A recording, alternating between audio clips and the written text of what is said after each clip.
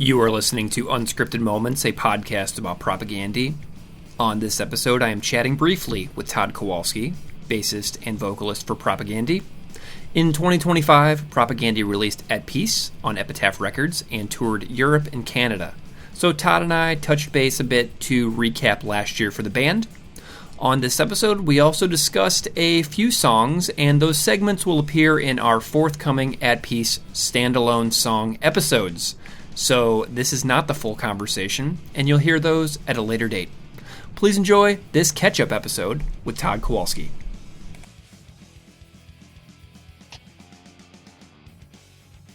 Todd, welcome back to the podcast.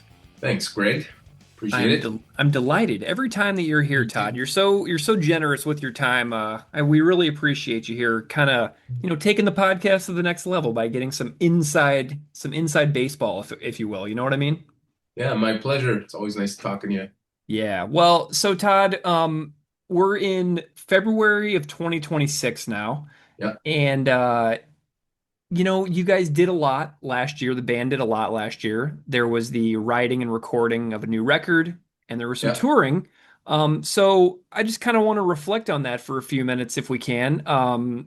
Tell me a little bit about some of your big memories of the writing process for what became At Peace. Because I know it was you, Jordan, Chris, just kind of, in the practice space for a long time. But what are some of your big takeaways or memories of the writing process?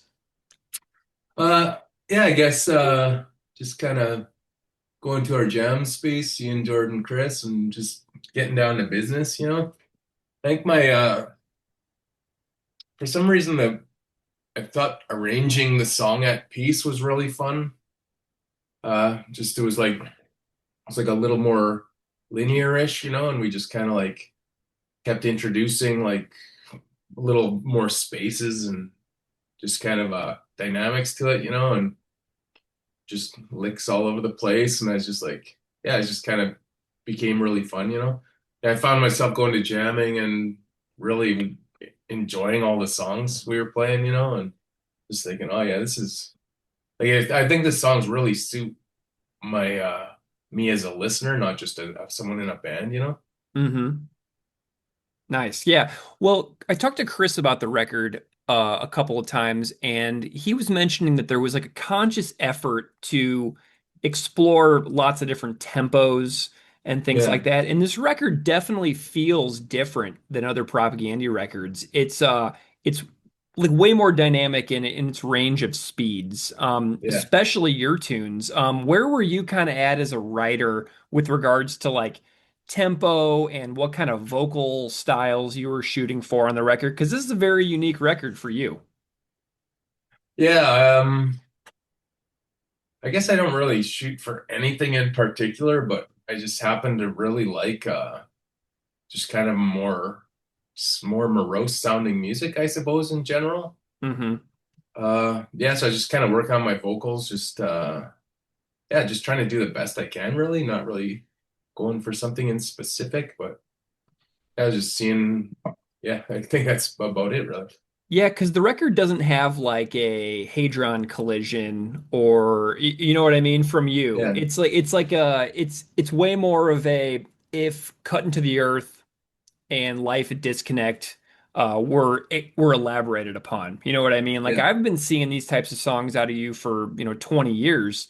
But it just is it feels really expanded upon on this record, Does that make sense? I think so, yeah. Yeah, I think maybe I think they're just maybe arranged a little better than those other two songs you mentioned. And I had a little bit more of the ability to pull them off the way I wanted. Yeah. Yeah, it's really cool to see lots of new stuff on this record. This is something I love. One of the main reasons why I'm such a fan of your band is the growth that continues on every record. It's not the same thing ever. When I texted Jason Livermore about having him on the podcast before the record came out, he's like, "Oh yeah, it's like Victory Lap Part 2." And I was like, really? That surprises me. And then when it came out, it wasn't like Victory Lap Part 2 at Yeah, all. yeah. And I was like, Jason is completely off base here. But yeah, and I know that you really love it. And then you were telling, and then your brother and I were texting a little bit on Instagram after it Oh, came out, and cool. he's like, "I love this record so much; it's my favorite record." So how are you feeling like almost a year on from the entire process itself? Are you still feeling like really good about the record? Yeah, yeah, especially after we were playing the songs live, like I could just feel a difference in myself, how I felt playing them. Yeah. I really like yeah, dynamics and stuff and just the different atmospheres.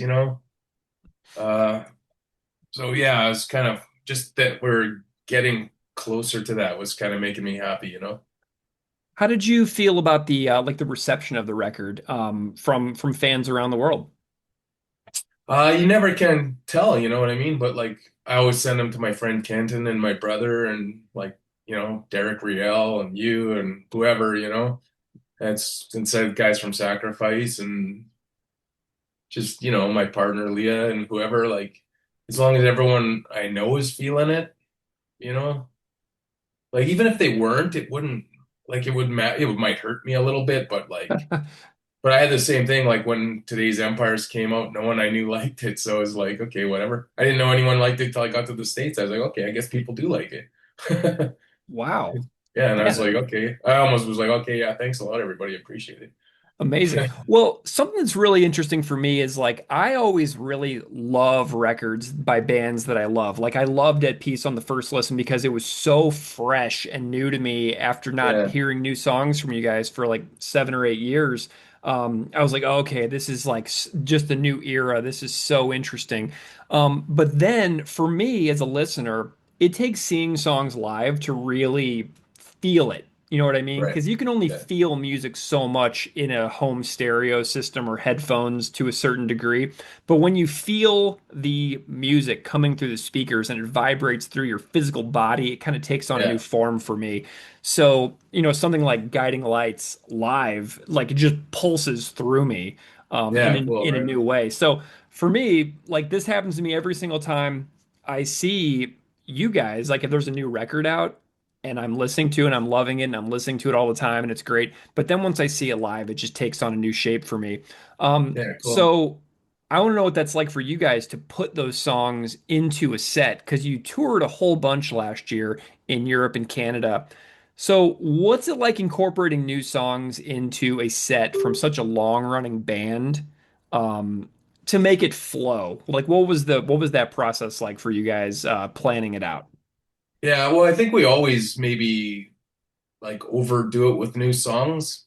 Uh, but I kind of like feel like if you're listening to a band all the time and you've listened to them, like if you're consistently up to date listening to them, like what you want to hear is new songs. You know Hmm. what I mean? Like if like Catatonia or Napalm Death or something, comes like I want to hear what they're up to. Like if it's Hmm. just some band you used to listen to in the past and haven't listened to 20 years, but you're gonna go see them. Like like does it really matter to me if someone hasn't listened to us for 20 years, to appease them? Like, Yeah. you know what I mean? Like it'd be nice to, but like we don't want to spend our time and lives doing that when we could be playing new songs and having an awesome time. And Hmm. everyone would still be digging it except for a few people. So it's like the trade-off's kind of worth it. Like it might sound corny, but I literally think of us more as artists than like performers. Like Yeah. of course we're gonna practice and perform the best we can and try to go nuts and whatever, but it's like you know what I mean? But the creativity and the exchange to me is more artistic than uh like some kind of surface entertainment. Yeah, I mean that's what I want out of you guys as well. Like as a big fan, like I know all big fans want to have that exact experience. And it's funny that you mentioned artists because you remember Chris Brown who played the clav on Potemkin Yeah. City Limits. I know Yeah, you we all ran saw into him. him. Yeah. Yeah, it was awesome. Yeah. Yeah, what was that like running into Chris? I had him on the podcast after that. I tracked him Oh, down, but yeah. like what was that like running into him after 20 years? Well, I'll have to check out that podcast episode. yeah, it was awesome to see him, you know. He's another guy, like you could really tell when he handed his keyboard parts back to us, like yeah, he went like you could tell he was just feeling it, playing whatever, like improvising, you know. And Hmm. like like we edited stuff in and out to suit the songs, you know. Like he had a lot more stuff going, but sometimes it'd be interesting to hear it again sometime, the full thing, but sometimes when you have a song and it's going a certain way and then things are added, you just become like a little bit fearful because you only have one chance, and then that's the song, so you kind of Hmm. maybe play it a little bit safe sometimes, uh but yeah, it's awesome. And yeah, it was cool to hear everything he's playing, and he's such a creative person. Yeah, he used to sing with this woman, Kate Fenner, Hmm. or she was the singer and he was playing. And yeah, she's such a good singer too. I'd listen to their CD or whatever and just yeah, just such creative people. It's nice to have them involved, you know? I ran actually now that you mention it, I don't remember who sent it to me, if it was Chris or if it Chris Hanna or if it was Chris Brown, but Okay. I got the isolated clavinet tracks Oh, right. from Wow. Potemkin, and I think I got it from Chris Brown and sent it to Chris Hanna. So Chris Hanna might actually have that. So we can definitely Oh, track that down so you can hear the isolated version of that because I'd imagine it's been a bit. But it's yeah, such a that's pretty prominent cool. part of Bringer of Greater Things, So Yeah, yeah, it's just yeah, yeah. It sounds so nice, or so really captures that mood that we were searching for. Yeah, yeah, what a cool guy. That's just such a random moment about that 2025 touring. Do you have any yeah. other big standout experiences from the 2025 tour cycle that are good memories to you? I just had a really good time. Like it was summer, it's just nice days, nice crowds. I thought we were playing really well. This kind of felt really nice. Nothing seemed too long. Even our drives, you're just sitting there eating your snacks. You get to the next place. After a while, like I kind of like I was carrying the gear every day and doing the shows and sitting there. But yeah, my arms, like after, I don't think I could have played one more show. Like my Mm, body, my hips, my arms were all like because I practiced so hard for the shows, but I was also playing a lot of bluegrass, on my guitar. hmm And it's like I think I might have almost got tendonitis, and then playing the mm. shows and carrying the gear every night, it's just it got to my arms. They still hurt. I don't know how much long later it is in time, but yeah. Yeah. Have you recovered at all? Are you still getting that pain? Just a bit, but I kind of do all kinds of stupid stuff too, so it's like Yeah. whatever, you know what I mean? Yeah, I remember when I saw you a few months back, we were chatting about it, but I had tendonitis in my elbow, so I had Right, yeah, yeah, I remember that, yeah. tennis elbow, and I got this like platelet-rich plasma injection like right into Yeah, the tendon, and so but yeah, I was having arm pain for like 6 months. I would wake up in the morning, it would feel like my arm was broken, yeah. and I had to get that treatment. So there are some options there. If that elbow tendonitis sticks around for a while, you can go and get a really painful injection right into your elbow, and hopefully get it sorted out. Yeah, I feel like mine will go away on its own, as long as I'm like not being ridiculous, it's like stops hurting, but yeah, lately I've been doing everything that causes it to hurt, so. What are you all up to now? How's life in the winter between your last tour and then what you guys are going to do later on down the road in 2026? Yeah, yeah, it's been pretty cold actually, so just kind of laying low, doing art and playing my guitar a lot and doing my singing and whatever, doing this and that. Nice. Is the Yeah. band getting together at all, or are you guys taking some time? Oh, we haven't for a bit, but I'm pretty sure we'll get rolling again pretty soon, yeah. Love it. What can listeners of the podcast and fans of the band expect in 2026? I know there's some stuff in the works. Yeah, we're headed out to Western Canada in the late August, and yeah, from Saskatoon to Vancouver, and we're playing a festival which includes DOA, which is pretty cool.